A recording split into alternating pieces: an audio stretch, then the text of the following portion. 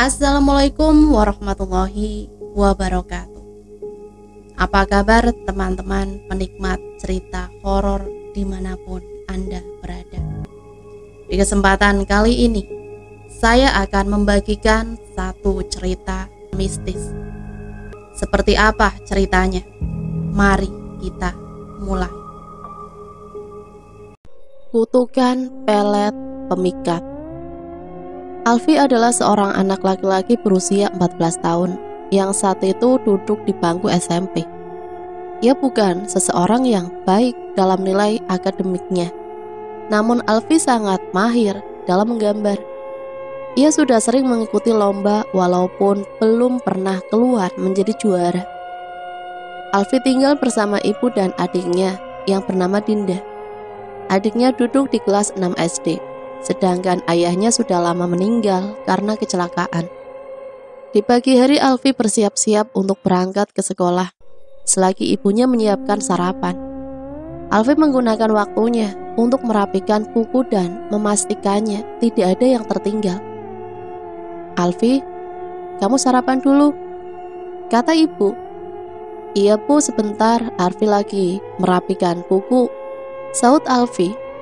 Setelah selesai merapikan bukunya, Alfi menuju ke ruang tamu untuk menyantap sarapannya.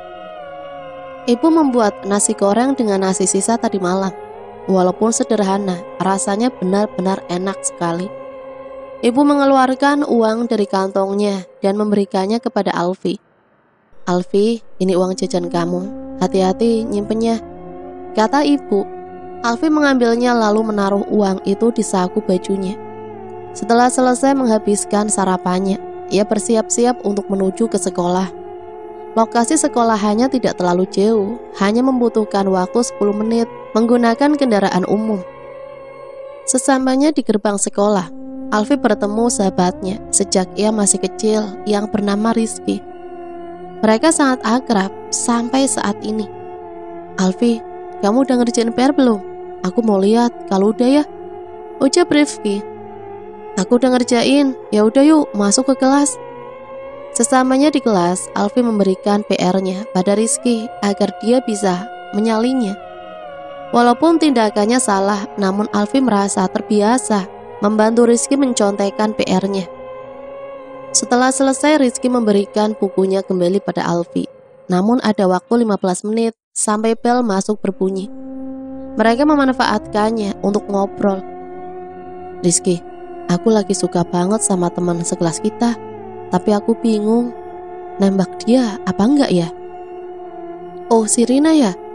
Kata aku mah jangan, dia kan banyak yang ngejar. Pasti kamu kalau nembak dia, yang ada dia tolak.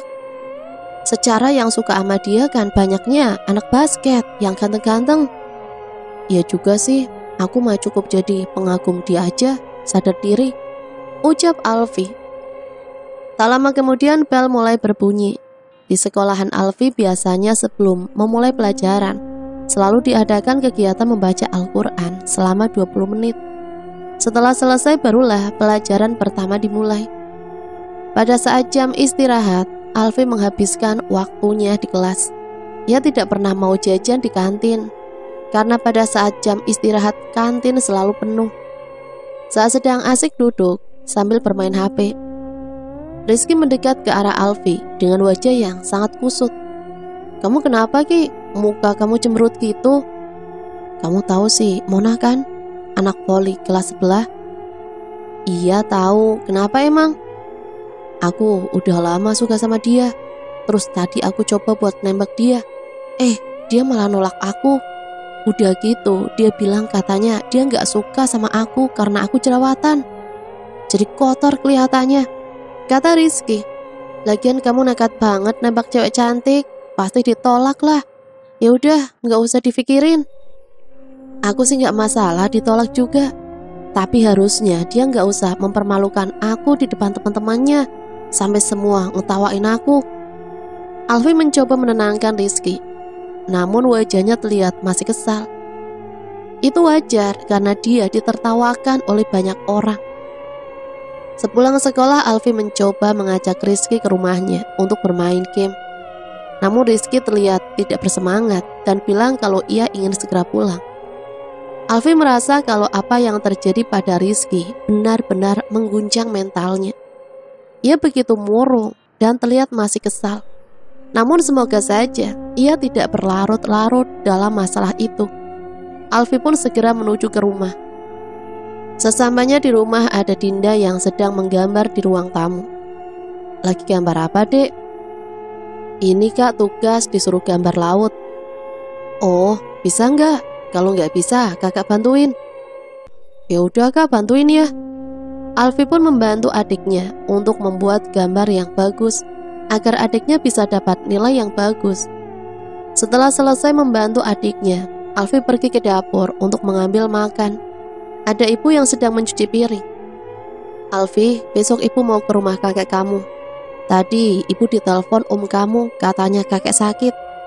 Oh, Alfi sama Dinda nggak boleh ikut ya Bu? Kan kalian harus sekolah, ibu nggak akan lama. Ibu usahain sore udah di rumah lagi. Kamu jagain adik kamu ya. Iya deh Bu, siap-siap. Alfi menghabiskan waktunya di rumah hingga saat malam tiba. Saat ia sedang menggambar di kamarnya, ia menerima panggilan telepon dari Rizky. Halo Ki, kenapa? Alfi, besok bilangin ya, aku izin. Aku ada urusan keluarga gitu. Suratnya nyusul. Oh, oke deh, nanti aku sampein. Keesokan harinya saat sudah tiba di sekolah, Alfi menghampiri sekretaris kelas untuk memberitahukan bahwa Rizky tidak hadir karena sedang ada urusan keluarga. Belum sempat Alfi bicara ke sekretaris, Rizky muncul. Ia membuat Alfi kebingungan. Ki, katanya kamu izin, kok masuk sih? Iya Vi, nggak jadi, urusannya udah selesai. Ah kamu, untung aku belum bilang ke sekretaris. Bel pun mulai berbunyi dan seperti biasa diadakan tadarusan sebelum pelajaran dimulai. Saat sedang tadarusan, Alfi melihat ke arah Rizky karena ia terlihat sangat gelisah, seperti sedang merasa tidak nyaman. Rizky mengeluarkan sebuah handset dan mendengarkan lagu di saat orang-orang sedang membaca Al-Quran. Namun Alfi tidak terlalu memikirkannya karena itu urusannya. Pada saat jam istirahat, Alfi menghampiri Rizky yang sedang memakai handset di telinganya. Kamu parah amat, orang pada ngaji kamu malah dengerin lagu. Ya aku lagi gak enak hati. Daripada ikut ngaji tapi gak dapat pahala, mendingan dengerin lagu biar tenang. Sesat kamu mah. Rizky hanya tertawa saat Alfi mengatakan hal itu. Kemudian Rizky menyuruh Alfi duduk di sebelahnya karena dia ingin memberitahu sesuatu. Sini deh, aku mau ngasih tahu sesuatu, ucap Rizky. Alfi pun duduk di sebelahnya sambil berkata, ada apaan sih? Penting banget kayaknya. Aku mau nembak si Mona lagi, dan kali ini aku yakin kalau dia bakal nerima aku, kata Rizky dengan pedenya. Ki, jangan gila kamu. Kan kamu tahu dia udah nolak kamu. Kamu mau dipermaluin lagi? Kamu tenang aja, aku yakin 100% kalau dia gak akan nolak aku lagi. Terserah kamu lah Ki. Tapi kamu jangan sakit hati kalau dia ngomong kasar ke kamu. Ya udah, kamu ikut aku, biar kamu lihat pas aku nembak dia. Rizky beranjak dari tempat duduknya menuju ke kelas yang ada di sebelahnya. Alfi pun mengikutinya karena dia khawatir Mona akan mengatakan sesuatu yang buruk pada Rizky. Sesampainya di kelas Mona, Rizky menghampiri Mona yang sedang memakan bekal makan siangnya. Tanpa basa-basi Rizky langsung menyatakan perasaannya lagi. Mona, kamu mau gak jadi pacar aku? Kata Rizky. Alfi benar-benar kaget karena Rizky langsung menyatakan perasaannya tanpa melihat kondisi Mona yang sedang makan. Kemudian Mona berdiri dari duduknya. Alfi mengira kalau Mona akan sangat marah, namun ternyata Mona berkata kalau ia ingin menjadi pacar Rizky. Iya Ki, aku mau jadi pacar kamu. Alfi merasa kebingungan, apakah Mona hanya mencoba mempermainkan Rizky? Namun dengan segera Mona memeluk Rizky, membuat anak-anak yang ada di kelas bertepuk tangan dan bersorak. Sekali lagi Alfi benar-benar merasa kebingungan. Setelah kejadian itu, Rizky dan Alfi kembali ke kelas mereka. Masih dengan perasaan tidak percaya, Alfi mencoba menanyakan pada Rizky mengapa ia bisa membuat Mona menerimanya. Padahal sebelumnya jelas-jelas Mona menolak dan menghinanya. Ya mungkin aja dia nyesel karena nolak aku, Vi. Jadinya dia berubah pikiran, ucap Rizky. Kasih tipsnya dong, aku juga pengen bisa diterima kalau nembak orang yang aku suka, pinta Alfi. Nanti deh aku kasih tipsnya, gak sekarang tapi. Parah kamu mah, gak pengen lihat aku seneng apa? Ya udah, nanti malam aku telepon kamu, aku kasih tahu tipsnya. Benar ya, awas aja kalau kamu bohong mah. Waktu istirahat telah berakhir. Mereka melanjutkan jam pelajaran. Alfi masih dibuat penasaran bagaimana Rizky bisa dengan mudahnya menyatakan cinta dan diterima oleh orang yang sebelumnya menolaknya. Sambil terus menggigit pulpen yang dipegang di tangannya, Alfi terus membayangkan kalau ia bisa diterima saat menyatakan cinta pada wanita yang sangat ia kagumi, yaitu Rina yang tidak lain adalah teman sekelasnya.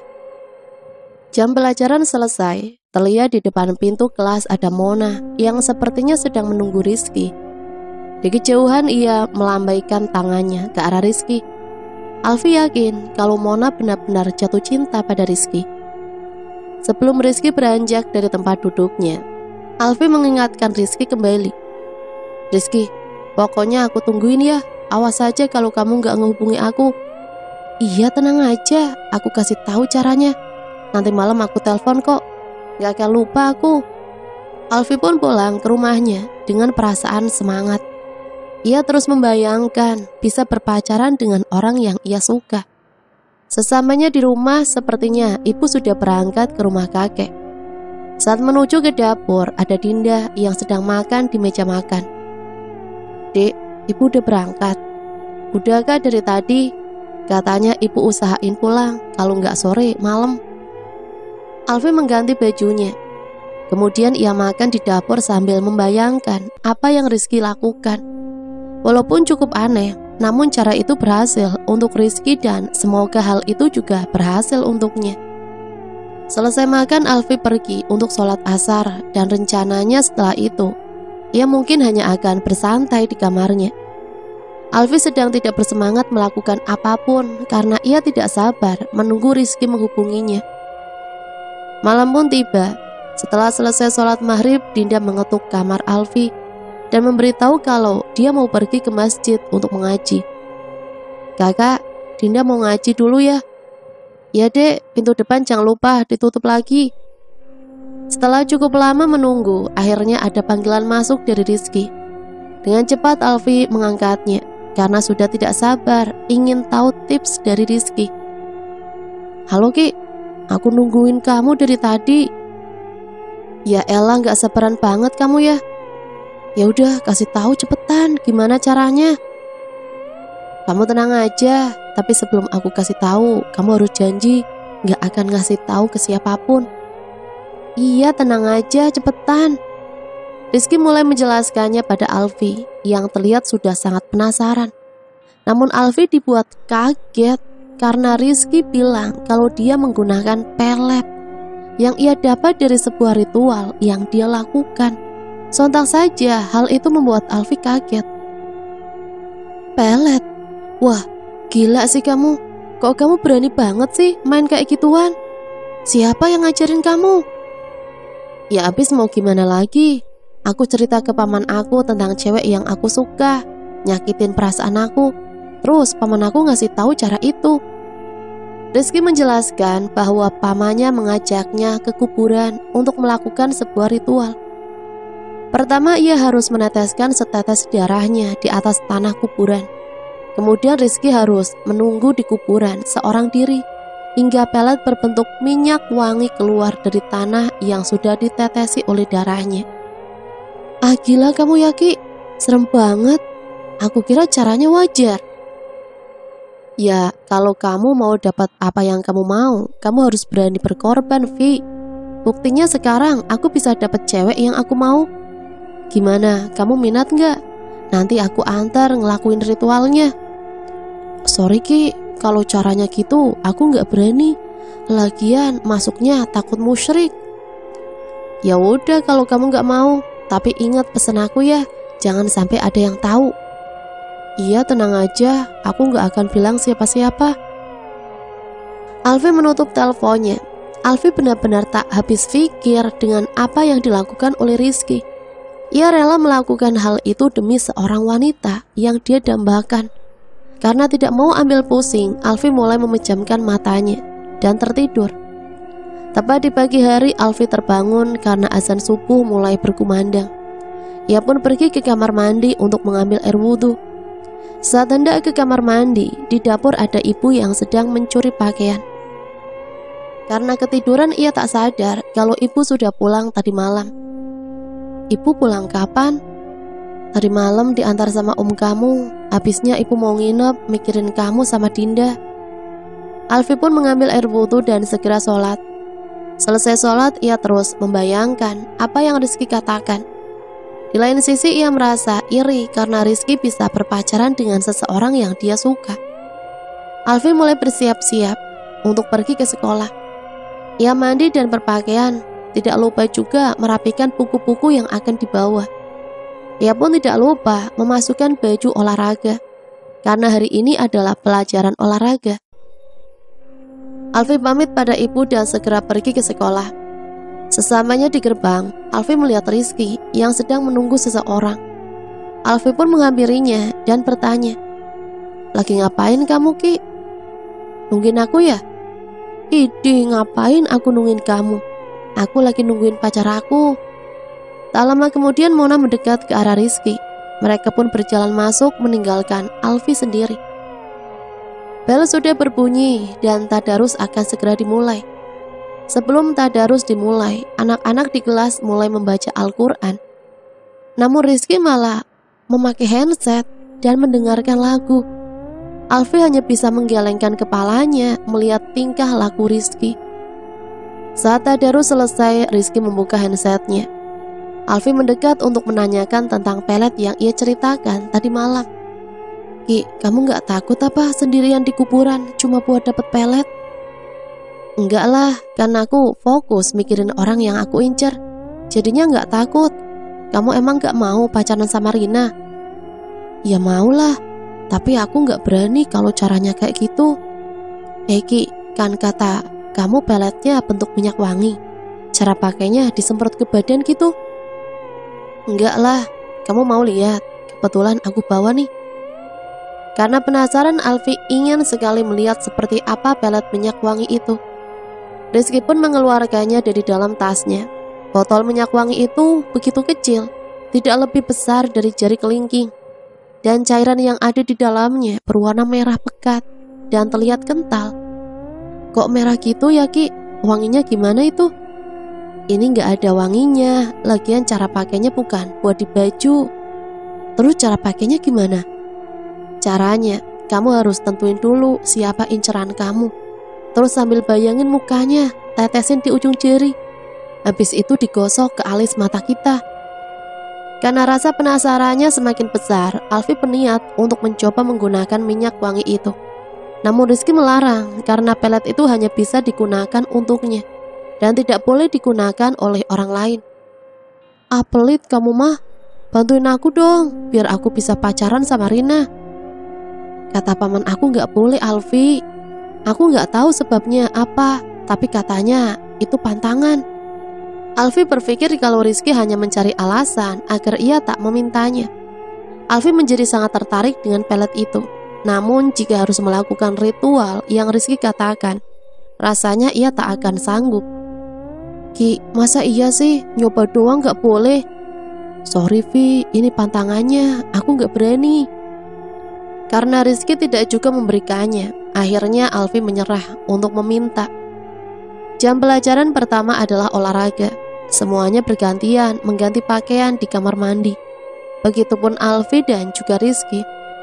Saat Alfi selesai mengganti pakaiannya, giliran Rizky yang ke kamar mandi untuk mengganti pakaian. Alfi pun berfokus pada tas Rizky. Ia ingat kalau Rizky menyimpan pelet parfum itu di dalam tasnya. Terbesit di pikiran Alfi untuk memintanya secara diam-diam. Karena Alfi yakin kalau alasan Rizky tidak mau memberikannya karena ia sudah bersusah payah untuk mendapatkannya dan tidak ingin orang lain memakainya seenaknya. Akhirnya Alfi mengambil parfum pelet itu dari tas Rizky dan mengoleskannya di tangannya. Sambil mengingat apa yang diucapkan Rizky, ia mengoleskan parfum itu di alis matanya sambil membayangkan wajah orang yang ia suka. Dengan tergesa-gesa Alfi memasukkan kembali parfum itu ke dalam tas Rizky. Saat jam olahraga berlangsung, Alfi terus menanyakan tentang parfum pelet itu. Ki, itu biasanya kalau kita pakai parfum itu, berapa lama nunggu sampai efeknya bekerja? Gak lama, Vi. Biasanya langsung bekerja. Tinggal deketin aja cewek yang kamu suka, terus tembak deh. Terus pasti diterima tuh. Ya iyalah, kamu lihat aja gimana kemarin, langsung diterima kan sama Mona. Oh iya juga ya. Makanya kamu kalau mau, aku anterin ke paman aku, biar kamu bisa ngejalanin ritualnya. Enggak dulu deh Ki, aku masih takut. Alfi pun mulai merencanakan untuk menyatakan perasaannya pada Rina sepulang sekolah nanti. Namun ia tidak ingin ada banyak orang yang tahu, makanya ia menunggu momen saat sekolah bubar. Alfi benar-benar merasa sangat senang karena pada akhirnya ia akan pacaran dengan orang yang sangat ia suka. Jam sekolah pun selesai, anak-anak di kelas mulai merapikan perlengkapan mereka dan bersiap untuk pulang. Kebetulan jadwal piket Alfi dan Rina sama di hari itu. Saat Rina sedang menyapu lantai, Alfi menghampirinya. Rina, ada yang mau aku omongin. Apaan, Vi? Aku suka sama kamu.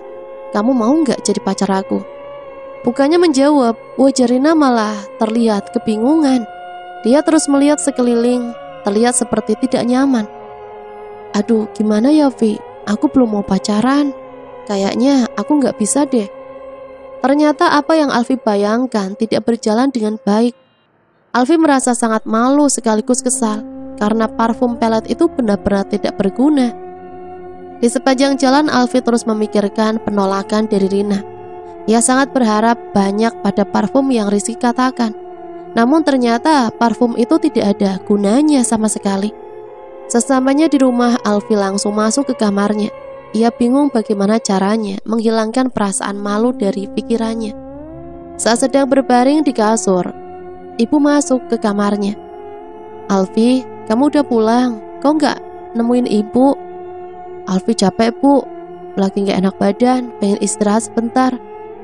Oh ya udah, kalau gitu kamu udah sholat zuhur belum? Udah bu, tadi di sekolah. Ya udah, kamu istirahat. Kalau bisa sebelum asar bangun ya. Alfi mencoba beristirahat sejenak untuk menenangkan pikirannya.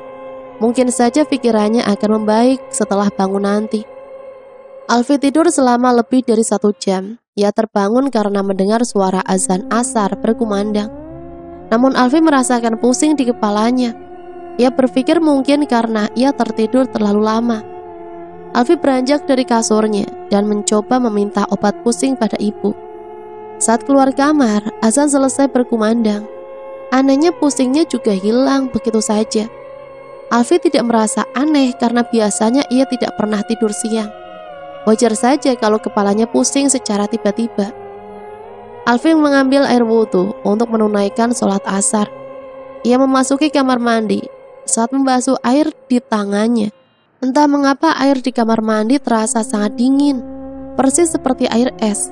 Padahal hari itu sedang tidak hujan. Karena tidak mau ambil pusing, Alfi memaksakan untuk berwudu. Walaupun air yang mengenai kakinya terasa sangat dingin. Selesai wudu, ia begitu menggigil. Saat Alfi keluar kamar mandi, ada ibu yang sedang memasak di dapur. Saat ibu melihat wajah Alfi, dia dibuat kaget karena wajahnya terlihat begitu pucat. Alfi, kamu kenapa? Kok muka kamu pucat banget? Kamu demam ya? Enggak bu, cuma kedinginan, airnya dingin banget. Kamu masuk angin kayaknya, makanya kedinginan. Ya udah, kamu sholat dulu, nanti ibu bikinin teh hangat supaya kamu enggak kedinginan lagi. Alfi masuk ke kamarnya untuk melaksanakan sholat asar. Tubuhnya masih menggigil dan kedinginan. Alfi menggelar sajadah dan mulai sholatnya. Saat membaca niat sholat, semua baik-baik saja. Namun semakin lama, Alfi merasa seperti kebingungan karena ia mulai terbata-bata membaca doa sholat. Ia mencoba mengulanginya, namun Alfi merasa seperti sulit membaca doa-doa saat sholat. Karena merasa tidak fokus, akhirnya Alfi sholat dengan membaca doa di dalam hati. Setelah selesai, Alfi merasa ada yang aneh saat dia sholat tadi. Rasanya seperti sulit membaca doa-doa sholat dengan suara di mulutnya. Baru pertama kali ia merasakan hal seperti itu. Dari arah dapur, ibu mendekat ke arah Alfi sambil membawa gelas berisi jahe panas. "Nih, kamu minum dulu biar anget badannya." "Iya bu, makasih." Ibu memegang kening Alfi untuk memastikan kalau dia tidak demam. Namun suhu tubuhnya normal. "Kamu gak panas tapi Vi, bagus deh kamu gak demam." "Alfi gak apa-apa bu, sehat kok." "Terus kenapa kamu kedinginan tadi?" "Ya emang airnya dingin banget bu, Alfi aja gak kuat pas wudhu." Tak lama kemudian Dinda keluar dari kamarnya. Ia meminta bantuan Alfi untuk membantunya menggambar karakter untuk ditempel di dinding kamarnya. Selesai membantu adiknya membuatkan gambar, hari sudah semakin sore dan Alfi harus mandi untuk membersihkan tubuhnya. Ia mengambil handuk lalu menuju ke kamar mandi. Saat di dalam kamar mandi, Alfi mencoba mencelupkan tangannya ke bak mandi untuk mengecek suhu air. Saat tangannya menyentuh air, suhu itu terbilang normal. Tidak seperti saat dia wudhu tadi. Alfi pun mulai membersihkan tubuhnya. Selesai mandi, Alfi berniat untuk langsung mengambil air wudhu karena sebentar lagi masuk waktu maghrib. Ia memutar keran dan mulai membasuh tangannya. Namun ia begitu kaget karena air yang keluar menjadi sangat dingin seperti es batu. Ia mencoba memasukkan tangannya kembali ke bak mandi. Dan secara tiba-tiba, air yang ada di bak mandi pun berubah menjadi sedingin es. Bingung dan aneh mengapa hal itu bisa terjadi. Padahal saat Alfi mandi, suhu air sangat normal. Alfi memaksakan mengambil air wudhu walaupun suhunya sangat dingin. Selesai mandi dari wudhu, Alfi keluar dari kamar mandi. Kebetulan ibu sedang duduk di meja makan menunggu Alfi keluar dari kamar mandi. Lalu Alfi mencoba memberitahu ada hal yang aneh terjadi di kamar mandi. Alfi berusaha menjelaskan pada ibu tentang apa yang baru saja terjadi. Karena penasaran, ibu masuk ke kamar mandi untuk memeriksakan suhu air. "Coba deh ibu celupin tangan ibu ke bak mandi, dingin banget kayak es batu," ucap Alfi. Ibu mencelupkan tangannya, namun ibu tidak merasakan kedinginan sama sekali. "Es batu dari mana? Gak dingin sama sekali." Alfi merasa aneh mengapa ibu tak merasa kedinginan. Alfi kembali masuk ke kamar mandi dan mencelupkan tangannya. Namun suhu air berubah menjadi normal kembali. "Alfi, kamu masih kedinginan. Ibu buatin chai lagi ya." "Gak usah bu, Alfi mau ke kamar dulu ya. Mau siap-siap sholat maghrib." Alfi beranjak menuju ke kamarnya dengan perasaan aneh.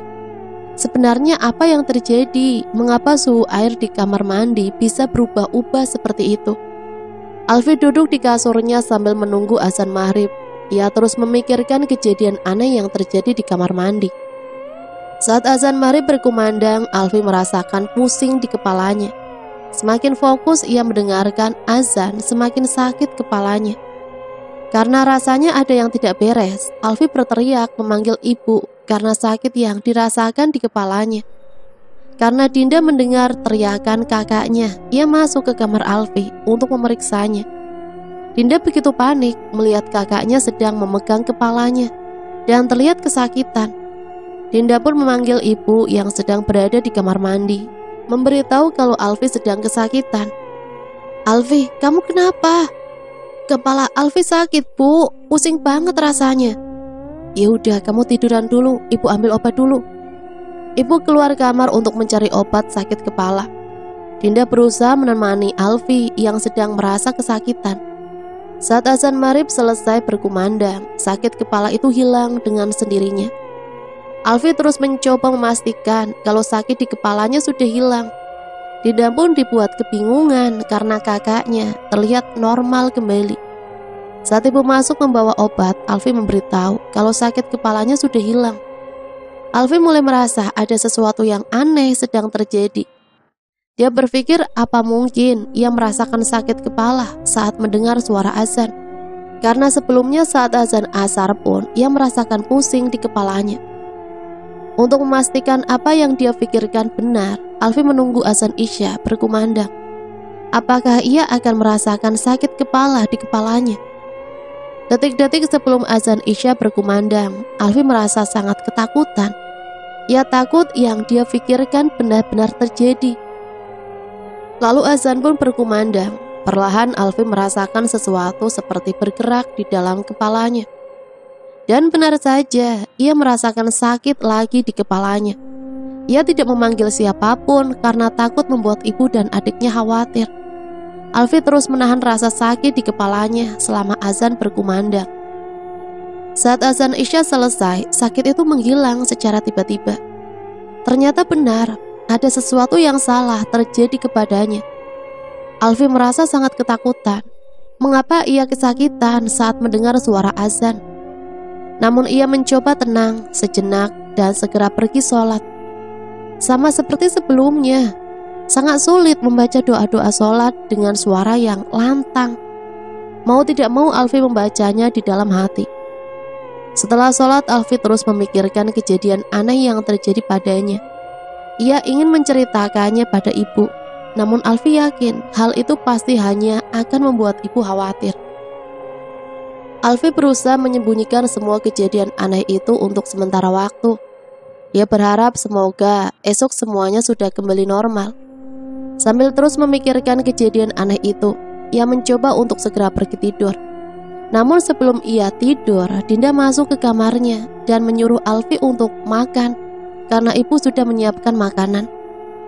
Karena mengantuk, Alfi menyuruh Dinda menyampaikan ke ibu kalau dia sangat mengantuk. Saat Dinda keluar, Alfi pun tertidur di kasurnya. Alfi tertidur dengan nyenyaknya, namun tepat di jam 12 malam ia terbangun dengan tubuh yang berkeringat. Ia merasakan panas di kamarnya, sampai-sampai bajunya basah karena keringatnya. Alfi menuju ke ruang tamu karena ada kipas angin di sana.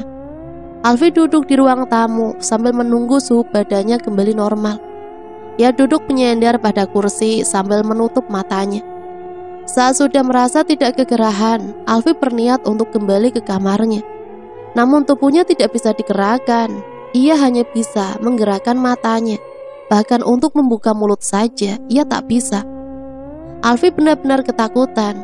Ia mencoba berteriak meminta tolong, namun mulutnya tidak bisa terbuka. Saat ia melihat ke arah pintu kamarnya, ia dibuat bingung karena pintu kamarnya menutup dengan sendirinya. Kemudian gagang pintu mulai bergerak, seperti ada orang yang mencoba membuka kembali pintu kamarnya yang tertutup. Padahal pintu terbuka. Ia melihat di balik pintu ada sosok makhluk yang semua bagian tubuhnya tertutup oleh rambut yang menjuntai sampai ke lantai. Alfi semakin ketakutan. Ia terus berusaha menggerakkan badannya.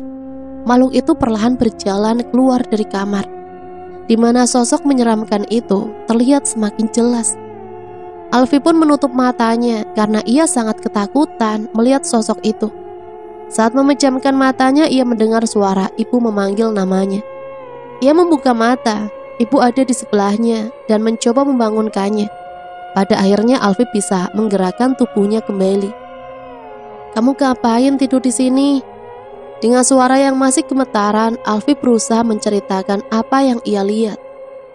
"Bu, tadi Alfi gak bisa gerakin badan. Terus ada sesuatu keluar dari kamar. Serem banget." "Kamu ketindihan kayaknya. Udah sholat Isya belum?" "Alfi takut, Bu. Makhluk yang Alfi lihat serem banget." Karena masih malam, ibu menyuruh Aldi untuk kembali tidur. Karena membahas hal itu di malam hari membuat ibu sedikit ketakutan. Walau masih merasa ketakutan, Alfi mencoba kembali ke kamarnya. sambil terus melihat sekeliling kamarnya. Ia terus mencoba berpikir positif kalau yang terjadi padanya tidaklah nyata. Sampai akhirnya ia kembali mengantuk dan tertidur. Tepat saat azan subuh berkumandang, Alfi bangun dari tidurnya dengan kepala yang kesakitan. Ia bangun dari kasurnya dan terus memegang kepalanya. Alfi pun menutup kedua telinganya dengan kedua tangannya. Saat itu juga, sakit itu juga menghilang. Saat ia membuka telinganya lagi, rasa sakit itu kembali menyerang kepalanya. Alfi mulai merasa bingung, mengapa suara azan membuat kepalanya kesakitan. Setelah azan subuh selesai, ia keluar kamarnya untuk mengambil air wudhu. Saat akan masuk ke kamar mandi, Alfi mencoba mengecek suhu air yang ada di bak mandi. Ia mencelupkan tangannya. Suhu air memang dingin, namun itu masih normal. Alfi menyalakan keran air untuk wudhu. Dan sekali lagi suhu air yang keluar terasa sedingin es. Alfi pun mulai menyimpulkan kalau suhu air menjadi dingin saat ia akan mengambil air wudhu. Begitupun dengan sholat, rasanya sangat sulit saat harus membaca doa dengan lantang. Sesudah sholat subuh, Alfi terus memikirkan kejadian aneh yang terjadi saat kemarin. Alfi sangat ingin menceritakan hal itu pada ibu, namun ia takut membuat ibu khawatir. Maka dari itu Alfi akan mencoba menyimpan rahasia itu sementara waktu. Alfi mulai bersiap-siap untuk berangkat ke sekolah. Ia pamit pada ibu dan langsung pergi. Sesampainya di sekolah, Alfi melihat Rizky yang sedang berdiri di depan gerbang sekolah. Sepertinya ia sedang menunggu Mona datang. "Rizky, nungguin Mona ya?" "Enggak, aku nungguin kamu. Aku mau cerita nih." "Cerita apaan?" "Tiba-tiba Mona mutusin aku." Rizky mulai menceritakan bahwa sejak kemarin sifat Mona tiba-tiba berubah. Dan malamnya, Mona memutuskan hubungannya dengan Rizky tanpa alasan yang jelas. Padahal pamannya bilang kalau efek pelet itu akan bertahan selamanya. Rizky mulai sadar kalau ia melakukan hal yang kurang baik demi mendapatkan seorang wanita. Saat itu pikirannya lebih lega dan tenang. Mereka pun masuk ke kelas karena bel masuk sudah berbunyi, menandakan kegiatan tadarus akan segera dimulai. Saat semua siswa sudah siap membaca ayat suci, seperti biasa, Rizky memakai handset dan mendengarkan lagu. Alfi berpikir mungkin Rizky sudah kebiasaan melakukan itu. Alfi membuka lembaran Al-Quran, namun hal aneh terjadi. Tangannya gemetar dengan sangat hebat. Saat semua serentak membacakan ayat suci secara bersamaan, Alfi merasakan sakit yang luar biasa di kepalanya. Alfi berusaha menahannya, namun lantunan ayat yang dibacakan membuatnya tidak sanggup menahan rasa sakit di kepalanya, hingga ia terjatuh ke lantai.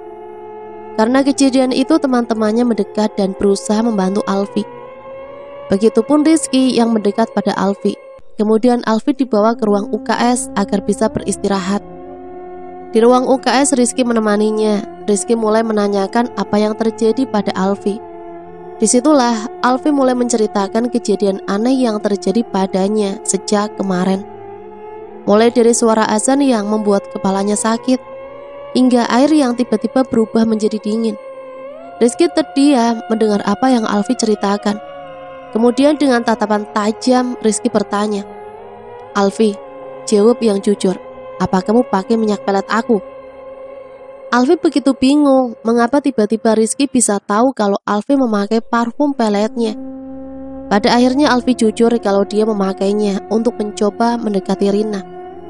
"Alfi, kan aku udah bilang parfum itu nggak boleh dipakai selain sama orang yang ngelakuin ritualnya. Pantesan aja Mona berubah dan mutusin aku." "Sorry Ki, aku cuma penasaran aja. Aku juga kan pengen pacaran sama Rina." "Alfi, sekarang aku yakin kejadian aneh yang kamu alami itu karena pengaruh dari parfum pelet itu. Aku gak begitu ngerti, tapi kayaknya kamu dalam bahaya." "Maksud kamu bahaya gimana?" "Soalnya paman aku bilang kalau sampai parfum itu dipakai sama orang yang bukan pemiliknya, bakal ada hal yang buruk menimpa orang itu." "Hal buruk kayak apa Ki? Kamu jangan nakut-nakutin aku dong." Aku belum tahu, Vi. Nanti ku coba tanya paman aku.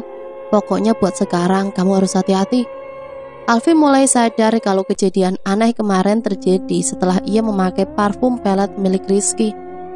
Sekarang Alfi merasa sangat khawatir tentang hal buruk yang Rizky bilang. Karena merasa tidak enak badan, Alfi memutuskan untuk izin pulang agar ia bisa beristirahat di rumah. Sesampainya di rumah, hanya ada Dinda di rumah. Dinda memberitahu Alfi kalau ibu dijemput karena kakek sakit lagi dan kemungkinan ibu akan pulang malam. Sebenarnya Alfi berniat menceritakan kejadian aneh yang dia alami pada ibu. Namun sayangnya ibu sudah pergi ke rumah kakek. Alfi masuk ke kamarnya dan berbaring di kasurnya.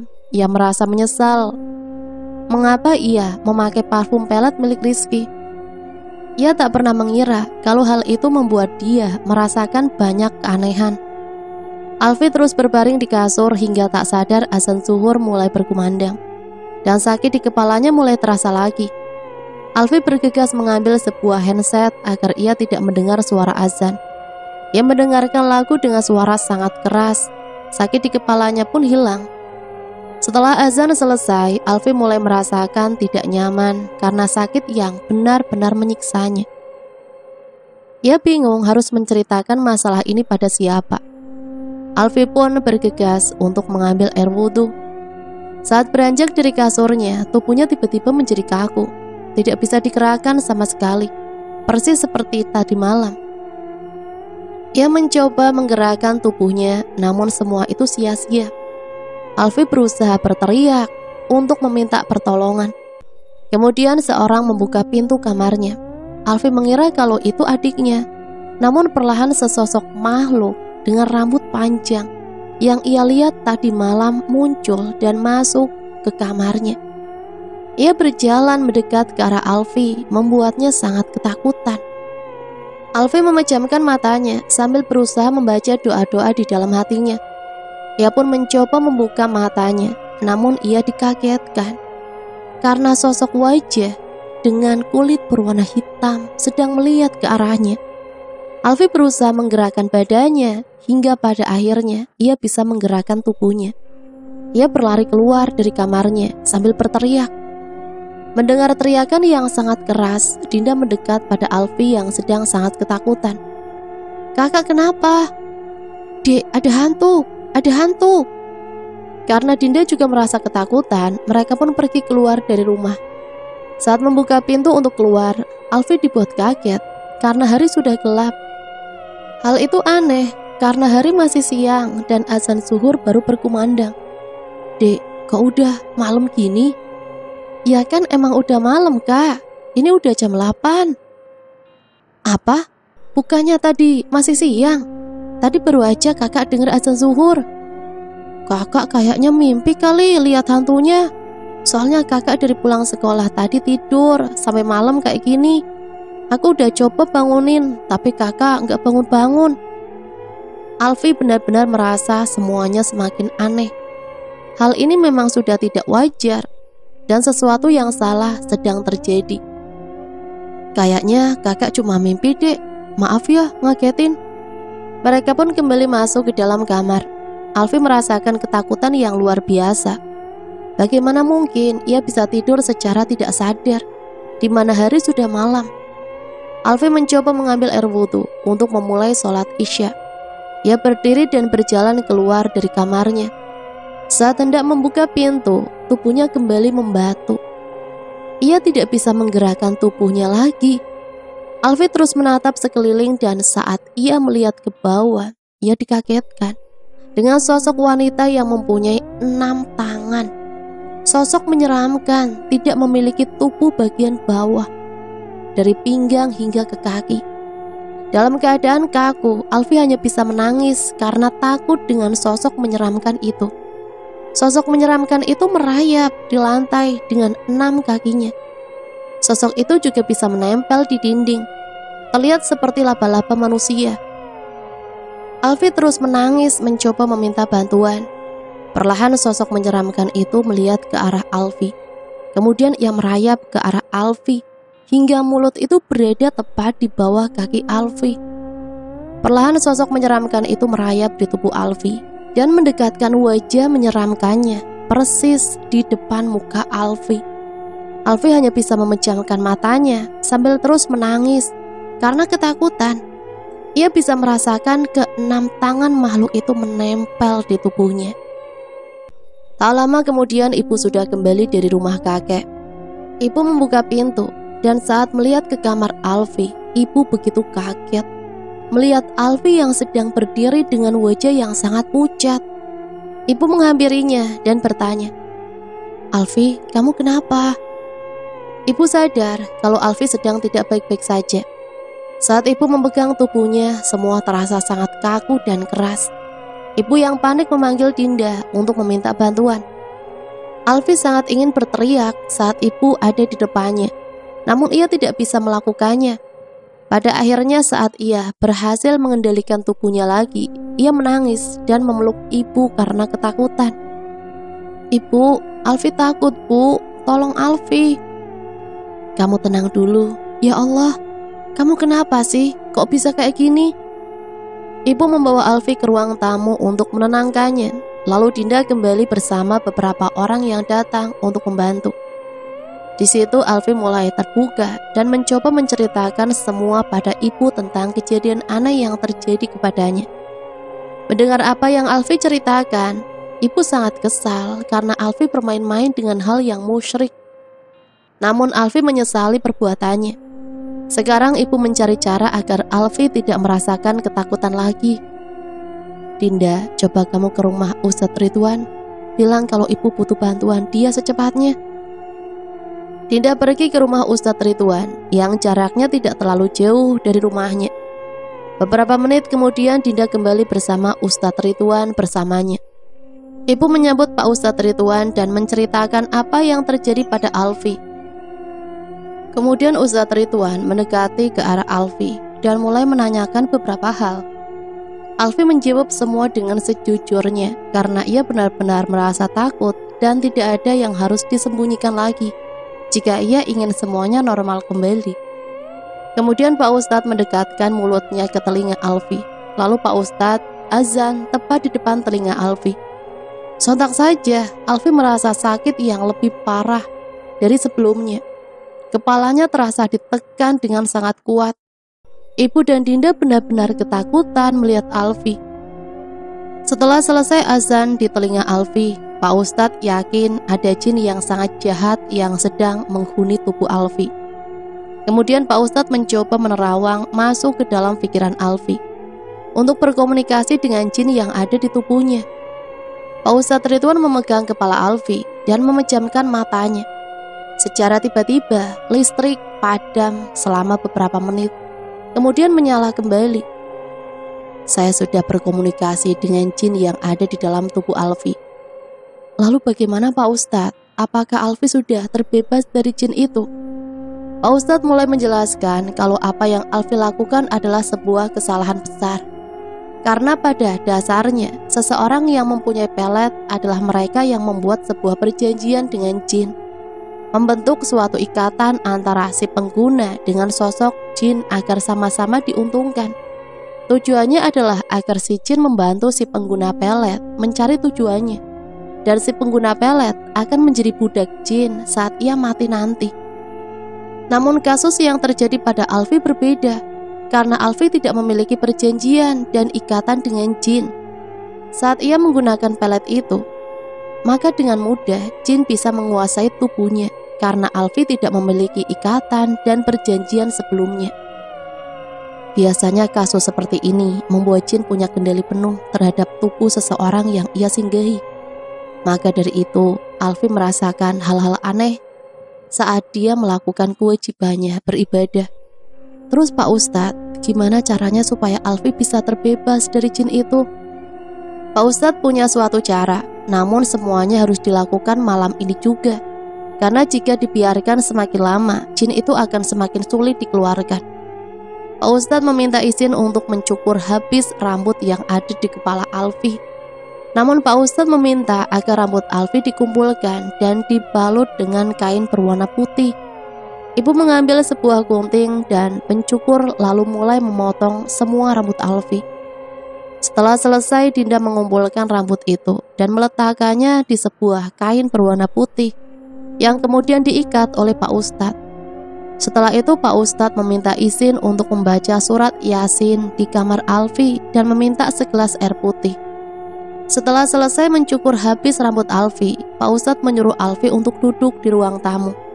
Pak Ustadz terus memegang kain putih berisi rambut Alfi.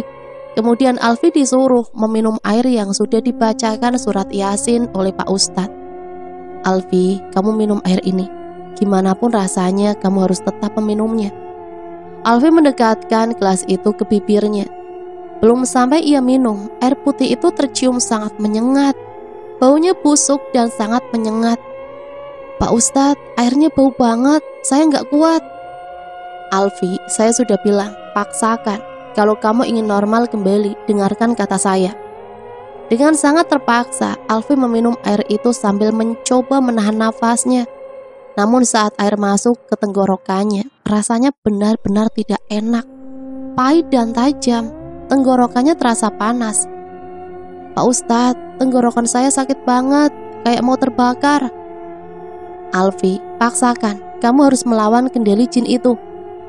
Walaupun merasakan sakit luar biasa saat meminum air itu, Alfi terus berusaha meminumnya sampai air itu benar-benar habis. Alfi baca syahadat secara terus-menerus. Alfi mengikuti apa yang Pak Ustadz katakan. Saat akan membuka mulutnya, tubuhnya kembali menjadi kaku. Ia tidak bisa menggerakkan badannya. Ibu sangat panik melihat Alfi yang melotot dan tubuhnya sangat keras. Namun Pak Ustadz melarang ibu untuk mendekat. Pak Ustadz menatap mata Alfi sambil terus-menerus menyuruhnya untuk membaca syahadat di dalam hatinya. Aldi terus berusaha membaca syahadat di dalam hatinya. Namun ia dibuat kaget karena sosok wanita bertangan 6 muncul di dinding, merayap di langit-langit terus melihat ke arah Alfi. Belum lagi sosok wanita berambut panjang juga berdiri tepat di hadapannya. Namun Alfi terus membaca syahadat di dalam hatinya dengan penuh keyakinan. Perlahan kedua sosok makhluk menyeramkan itu berubah menjadi asap dan tersedot ke arah tangan Pak Ustadz yang memegang kain putih berisi rambut Alfi. Ibu dan Dinda pun bisa melihat asap itu seperti terhisap ke dalam kain putih yang dipegang Pak Ustadz. Perlahan tubuh Alfi normal kembali. Ia bisa menggerakkan tubuhnya. Setelah itu Pak Ustadz melempar kain putih itu ke lantai. Namun ibu dan Dinda dibuat kebingungan karena kain putih itu berubah menjadi warna merah pekat. Pak Ustadz meminta korek api dan sebatang lidi. Ibu memberikannya dan Pak Ustadz mematik korek lalu membakar lidi itu. Api dari lidi itu digunakan untuk membakar kain yang berisi rambut Aldi. Seketika api berkobar membakar kain itu dengan sangat cepat. Anehnya asap yang ditimbulkan dari pembakaran kain itu berwarna hitam dan asap itu mengarah ke atas dengan sangat stabil. Padahal angin bertiup cukup kencang untuk menggerakkan asap itu. Pak Ustadz kembali masuk ke dalam sambil mengatakan, "Alhamdulillah, jin itu udah pergi." Untuk memastikannya, Pak Ustadz menyuruh Alfi duduk, lalu Pak Ustadz mencoba kembali azan di telinga Alfi. Awalnya Alfi merasa khawatir kalau ia akan merasa kesakitan lagi di kepalanya. Namun saat azan dikumandangkan, ia tidak merasakan apapun. Alfi sangat senang karena pada akhirnya ia bisa normal lagi. Ibu pun merasa lega karena anaknya sudah tidak diganggu oleh jin lagi. Pak Ustadz pun pamit untuk pulang karena hari sudah sangat larut. Sebelum pulang, Pak Ustadz mengingatkan untuk tidak melakukan atau mencoba menuju kemusyrikan karena jin itu licik. Walau ia memberikan seseorang kemudahan, namun ia punya maksud jahat di balik semua itu. Ibu mengantar Alfi ke kamarnya. Karena masih merasa sedikit takut, akhirnya ibu dan Dinda tidur bersama Alfi di kamarnya. Saat azan subuh berkumandang, Alfi baru bangun dengan perasaan yang sangat lega karena ia tidak merasakan sakit lagi saat mendengar kumandang azan. Ia pergi mengambil air wudhu, kemudian melaksanakan sholat subuh. Alfi merasa sangat bersyukur karena masih diberi kesempatan untuk bisa beribadah tanpa ada halangan. Biarlah yang terjadi menjadi pengalaman agar ia tidak melangkah ke jalan yang salah.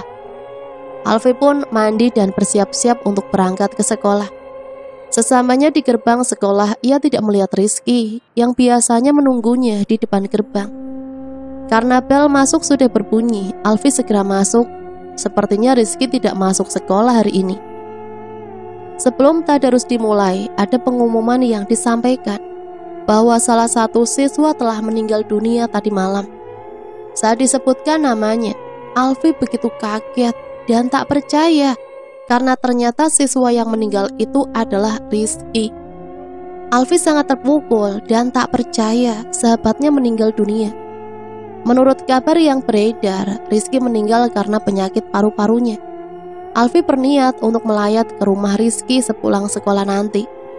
Sesampainya di rumah Rizky, Alfi melihat tidak terlalu banyak orang di sana, dan sepertinya Rizky juga sudah dikebumikan. Alfi melihat ibu dari Rizky. Ia menghampirinya dan menyampaikan rasa belasungkawanya. Selesai berbincang dengan ibunya Rizky, Alfi melihat ada Mona di sana, terlihat sedang duduk sendirian. Alfi menghampirinya dan berbincang dengannya. Mona mengatakan kalau sebelum Rizky meninggal, Rizky menghubunginya untuk meminta maaf. Namun tiba-tiba Mona hanya mendengar suara teriakan kesakitan dari Rizky. Alfi merasa sangat penasaran apa yang membuat Rizky meninggal.